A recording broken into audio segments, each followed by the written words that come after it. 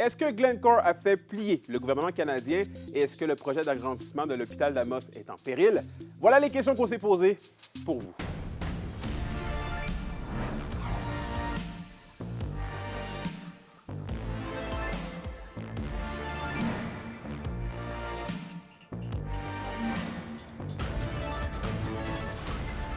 Ici Anthony Dallaire et voici vos informations.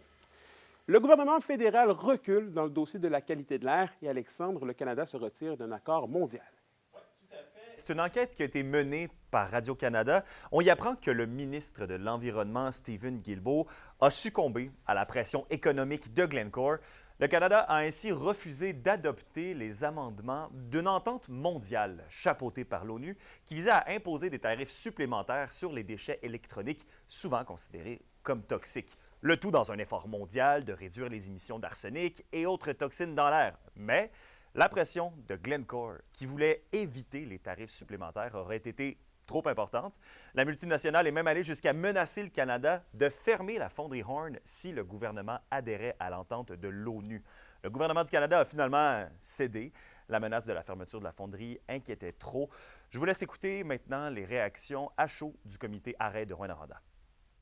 Ça n'a pas de bon sens. C'est des visions à court terme. On plie les genoux face à des menaces. On pourrait... Écoute, la planète est en souffrance. Notre santé l'est aussi. Puis les gouvernements jugent pas bon de faire quelque chose. Ils choisissent de reculer puis de plier les genoux. C'est assez incroyable. On est face à une compagnie qui utilise le chantage, les menaces. C'est pas la première fois. Puis c'est probablement, malheureusement, pas la dernière.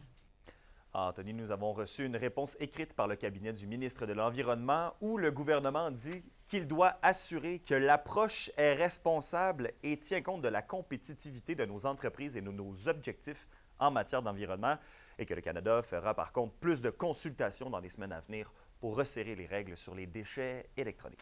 C'est donc un dossier à suivre. Merci Alexandre. Au plaisir.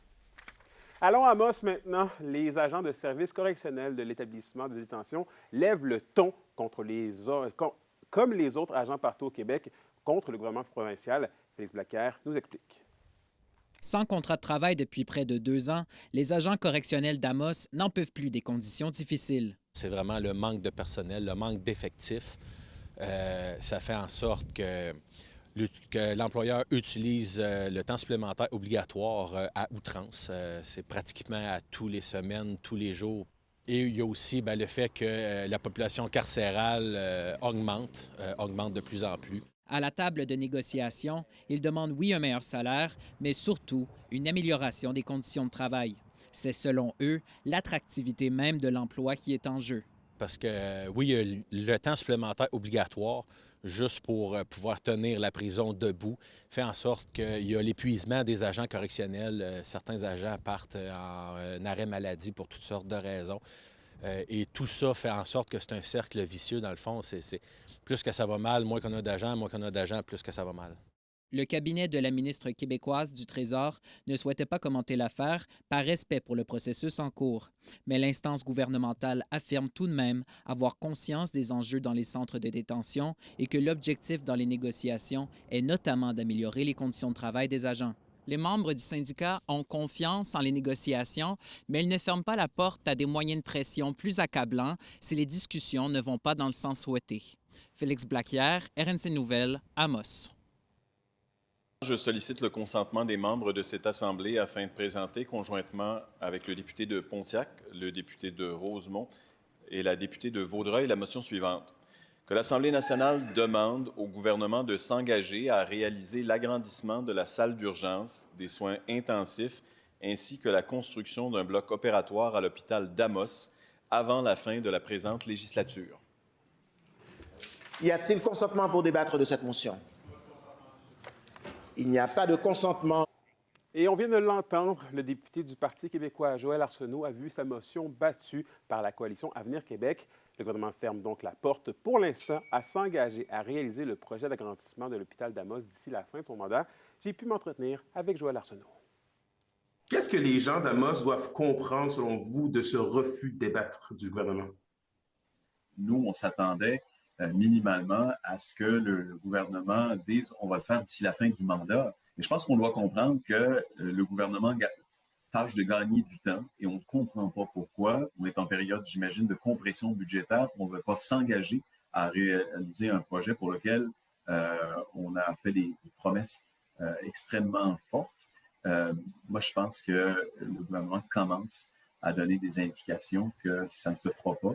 Et c'est un message extrêmement négatif, là, compte tenu des soins qu'on doit continuer d'offrir, du vieillissement de la population, des besoins qui vont croissant, de la nécessité du maintien du recrutement et du maintien de la main-d'œuvre, je pense, au personnel soignant.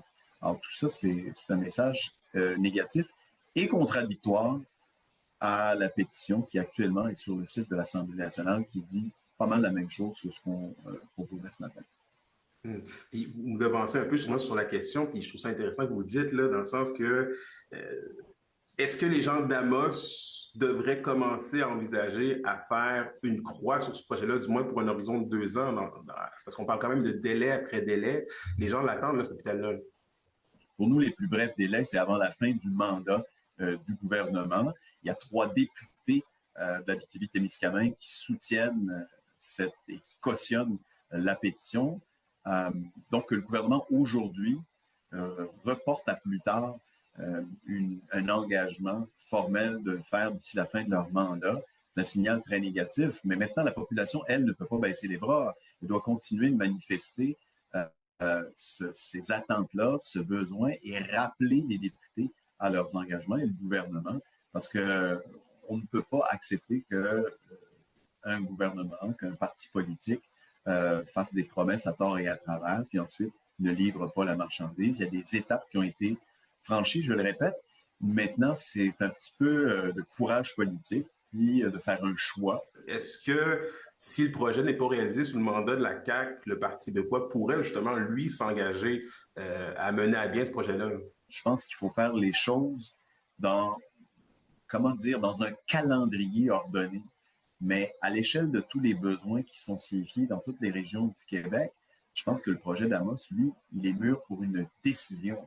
Moi, je m'attendrais à ce que le gouvernement actuel prenne la décision, auquel, s'il s'y refuse, bien, évidemment, ça va faire partie des priorités d'un prochain gouvernement, quel qu'il soit. Puis on souhaite évidemment que le Parti québécois, de notre côté, puisse remplir les engagements du gouvernement précédent. C'est un peu absurde d'en parler aujourd'hui, là. Et au culturel, une soirée de street impro a lieu ce soir au Petit Théâtre du Vieux-Noranda. Un spectacle où les improvisateurs peuvent faire à peu près tout ce qu'ils veulent. DJ Chéri sera à la musique pour divertir les spectateurs pendant la soirée. L'événement aura lieu chaque dernier jeudi du mois. Et finalement, au sport, les Huskies de Rouyn-Noranda affronteront ce soir les Highlanders de Charlottetown à 19h à l'Arena Glencore. Les Huskies pointent actuellement au 5e rang de la Ligue alors que Charlottetown figure au 12e rang. Après le match de ce soir, les Huskies recevront une autre équipe des Maritimes demain à l'Arena Glencore, soit les Sea Dogs de Saint John. Et à la météo de l'Abitibi-Témiscamingue pour ce soir et cette nuit, c'est de la neige avec des températures minimum de moins 19 degrés Celsius pour l'Abitibi et de moins 16 degrés Celsius pour le Témiscamingue. Pour la journée de demain, c'est des nuages avec du soleil par endroits, maximum de moins 15 degrés Celsius et moins 13 degrés Celsius au Témiscamingue. D'ailleurs, un épisode de refroidissement éolien très fort est prévu dans la nuit de vendredi à samedi. Finalement, en aperçu pour samedi, c'est du soleil avec un maximum de moins 19 degrés Celsius. Et voilà, c'était vos informations régionales. Merci encore une fois d'avoir été des nôtres. Nous, on se dit bien évidemment à demain pour la suite des choses. D'ici là, prenez soin de vous.